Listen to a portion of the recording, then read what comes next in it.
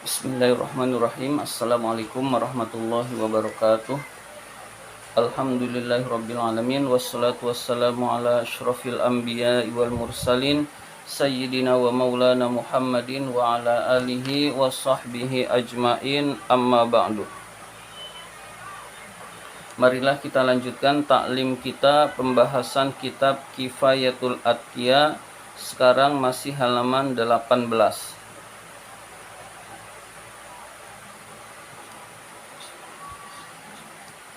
Baris ke-14, halaman 18 baris ke-14. Yang pas nazom. Fa ini betulita bi ghaflatin aw suhbatin. Fa ini betulita bi ghaflatin aw suhbatin fi majlisin fatadarokanna muharwilan fatadarokanna muharwilan. Fa ini betuli tabi ghaflatin aw suhbatin fi majlisin fatadarokanna muharwilan. Fa ini betulita, jika kamu diuji. Fa ini betulita, jika kamu diuji. Bi ghaflatin, dengan kelalaian. Au suhbatin, atau berteman. Fi majlisin, dalam suatu majlis. Maksudnya majlis yang tidak baik. Jika kamu diuji dengan kelalaian atau berteman di dalam majlis yang tidak baik, fatadarokanna, maka bersegeralah menyusul melakukan ketaatan. Maka sungguh bersegeralah menyusul melakukan ketaatan. Muharwilan dengan berlari, maksudnya bersegera. Muharwilan dengan berlari atau bersegera menyusul ketaatan itu kembali. Jadi posisinya adalah orang yang bertaubat. Orang yang sudah bertaubat kepada Allah kadang-kadang diuji dengan kelalaian yang menyebabkan orang tersebut lalai lalu malas ibadah kepada Allah, atau dia bermaksiat kepada Allah, atau dia berteman dengan orang yang buruk, atau dia berkumpul dengan majlis yang tidak baik. Lalu bagaimana taubatnya ini? Lalu segeralah sadar untuk segera melakukan kembali taat pada Allah Subhanahu wa taala dengan segera. Muharwilan artinya berlari, maksudnya bersegera kembali kepada taubatnya lagi, kepada taatnya kepada Allah Subhanahu wa taala. Yaitu idza kanatit taubatu, jika taubat itu merupakan miftahat ta'ati. Miftah itu khobarnya kanat. Jika taubat itu merupakan miftahat ta'ati, pintu-pintu ketaatan.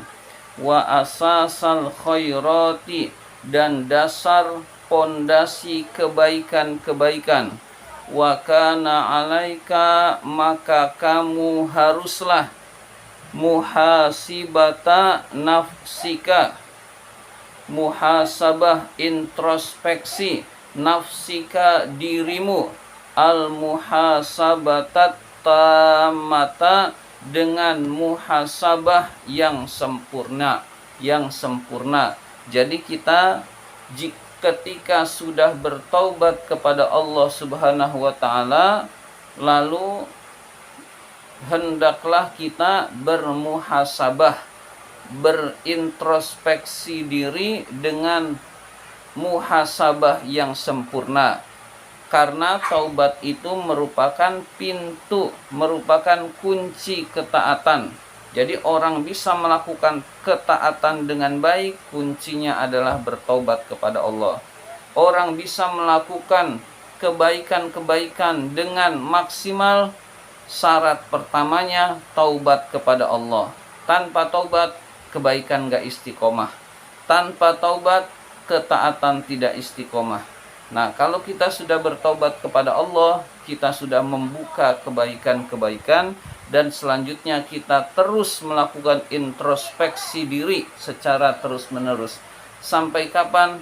Sampai hatta ya'tiyakal yakin, sampai datang kematian. Jadi sampai datang kematian jangan berhenti introspeksi diri. Sampai husnul khotimah, sampai akhir hayat kita husnul khotimah. Fa ini betulita, jika kamu diuji bi ghaflatin dengan kelalaian, mana'atka, yang kelalaian itu mencegah kamu, min zalika dari hal itu. Hal itu maksudnya dari taat pada Allah, dari berbuat baik. Jadi kita diberi kelalaian, itu namanya ujian dari Allah, lalu kita hendaklah kelalaian yang menyebabkan kita tidak taat pada Allah, yang mencegah kita dari taat pada Allah. Au suhbati jama'atin, atau berteman dengan jamaah, satu kelompok orang, fi majlisin, dalam suatu majlis, yamnauna, yang orang-orang itu, yamnaunaka, yang orang-orang itu mencegah kamu, minhu, dari taat pada Allah. Minhu, dari hal itu, maksudnya dari taat pada Allah. Fayajibu, maka wajib, alaika, bagi kamu, hina izin, ketika itu, anta tadaroka, menyusul ketaatan. Anta tadaroka, menyusul ketaatan, bergegas mengganti taksiroka, kekurangan-kekuranganmu, perbuatan-perbuatan lalaimu, bima, dengan perbuatan zakaro, yang telah disebutkan di atas itu. Jadi kalau kita berteman dengan orang buruk, maka kita akan menjadi buruk. Kalau kita berteman dengan orang baik, maka kita akan menjadi baik, atau minimal terus-menerus ingin baik. Kita berteman dengan tukang minum minuman keras, maka meskipun kita masih sholat kita mulai asal-asalan.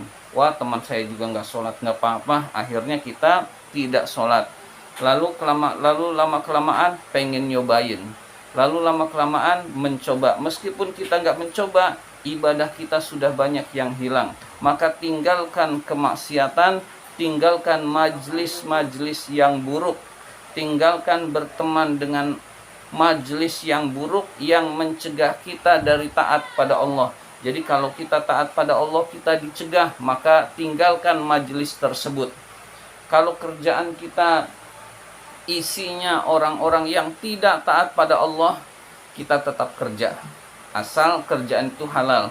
Sambil kita nyari pekerjaan yang isinya orang-orang baik, mendorong untuk taat pada Allah Subhanahu wa ta'ala. Karena kalau tidak demikian, ketaatan kita akan tergerus. Lama-lama meninggalkan sholat jadi biasa.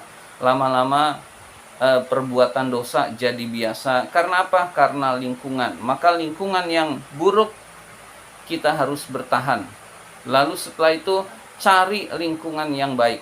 Kalau itu pekerjaan, sementara kita bertahan sambil menunggu dapat pekerjaan yang lingkungan baik, setelah itu kita keluar, pindah ke lingkungan pekerjaan yang lingkungannya baik, lingkungannya orang-orang yang taat pada Allah Subhanahu wa ta'ala.